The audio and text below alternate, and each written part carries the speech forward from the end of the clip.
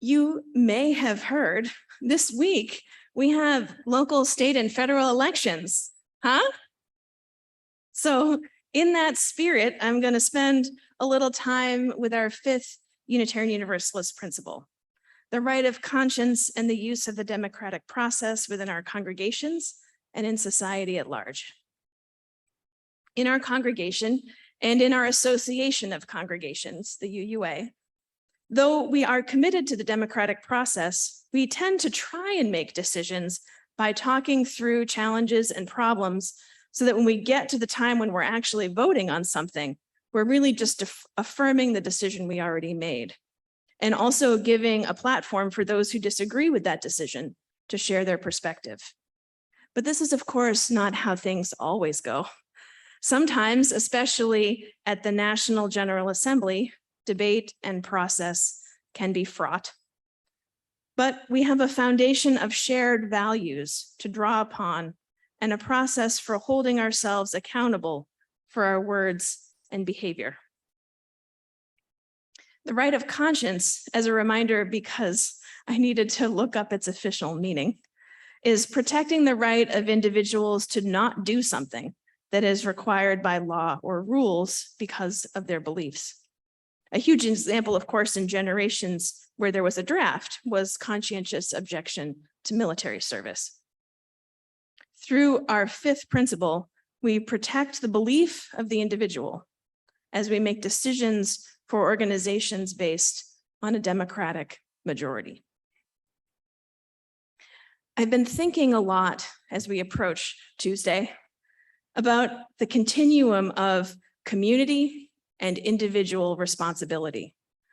We are faced with many challenging global decisions about climate change, resources, and violence. Climate-related humanitarian crises are already impacting vulnerable populations, and war and violence touch so many people on this planet. Some people and organizations respond to change, perceived scarcity, and challenge by hunkering down and consolidating power. And some respond with radical selflessness and compassion. And most of us are probably somewhere in between.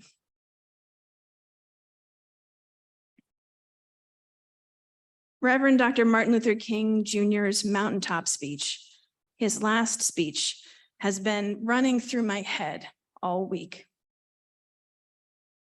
King did a deep dive on the parable of the Good Samaritan and concluded, and so the first question that the Levite asked was, if I stop to help this man, what will happen to me? But then the Good Samaritan came by and he reversed the question. If I do not stop to help this man, what will happen to him? That's the question before you tonight. Not if I stop to help the sanitation workers, what will happen to all of the hours that I usually spend in my office every day and every week as a pastor. The question is not, if I stop to help this man in need, what will happen to me? If I do not stop to help the sanitation workers, what will happen to them? That is the question. Let us rise up tonight with a greater readiness. Let us stand with a greater determination. And let us move on in these powerful days, these days of challenge, to make America what it ought to be. We have an opportunity to make America a better nation. And I want to thank God once more for allowing me to be here with you. If I do not stop to help this person, what will happen to them? That is the crux of the message of both King and Jesus in that parable. Living into a society and culture that is compassionate and serves those who are the most vulnerable. What do you think Jesus would say about folks going hungry or without needed medications in the face of rising costs? What do you think he would say about people losing their homes and unable to afford rent, while large corporations, particularly oil companies this year, are enjoying record profits? I don't think he'd say anything good, that's for sure. This is part of the resonance of King's speech today. Untangling the roots of our challenges and finding a way forward in our political and economic systems is complicated and fraught.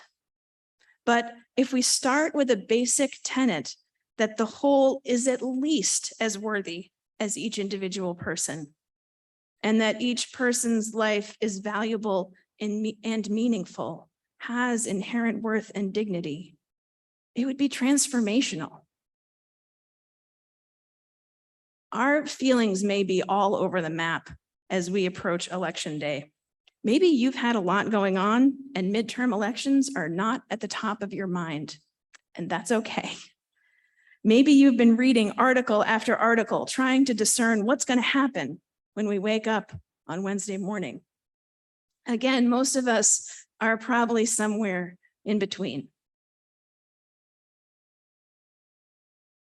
However elections turn out on Tuesday, we will continue to live in a country that is deeply polarized. We live in a country and world with many political leaders and media outlets untethered from truth, reality, and much more important, recognizing the humanity of others, such that they would rather let many people suffer and die rather than give up power. There are some who are comfortable with taking away the rights, autonomy, and dignity of others because they expect their wealth and power to protect them and their families from the impact of their policies and laws. And generally, they're probably right, which is the freaking worst. It makes me angry and sad, which is not very productive or helpful to my heart. So what are some of the feelings that you've been having as we approach Election Day? If you're in the room, you can shout them out. If you're on Zoom, type them in the chat and Ray will read them out loud. Just shout out, where are we at? How are you feeling today? Anxious, fear, frustrated? Oh wait, over in this zone, I heard a couple. Confused, okay, and then over here? Depleted. Fearful. Sad. Angry and sad. Still hopeful. Hey, look at that. We got a hopeful over here. Cautiously optimistic. Okay. What's that? Oh, yes. Wishing they were voting in Pennsylvania. Well, thank you all.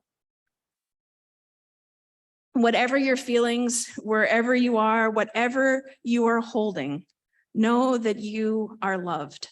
You are okay, and you are loved. And here are some things to consider that may be helpful to hold on to in the coming days and weeks.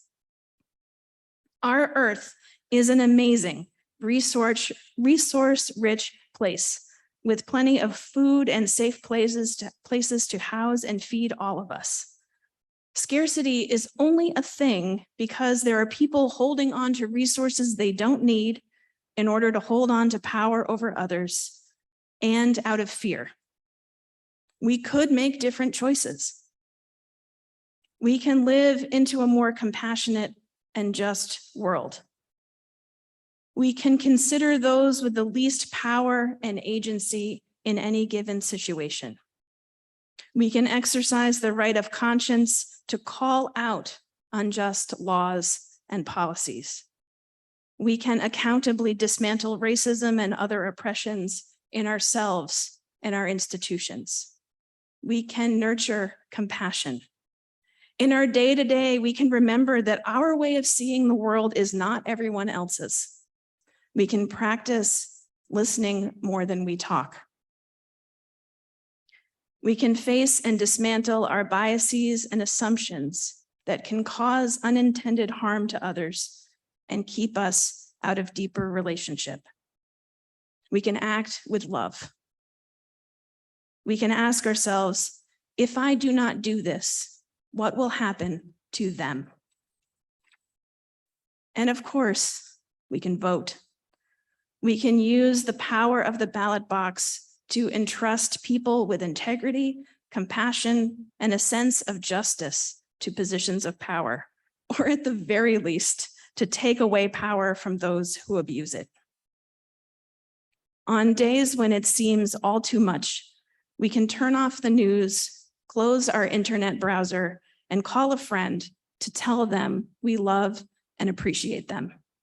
Or we can walk down the street and wish a stranger to have a good day. It's no one thing that helps repair broken relationships, trust, and compassion. It's all the things together. As Reverend Teresa Soto wrote, you must know instead that inside you are entire universes, milky blue, magenta, and gold expanding. But to actually be free, you must know and you must fight for the entire universes inside of everyone else. Being free is not a license, but a promise.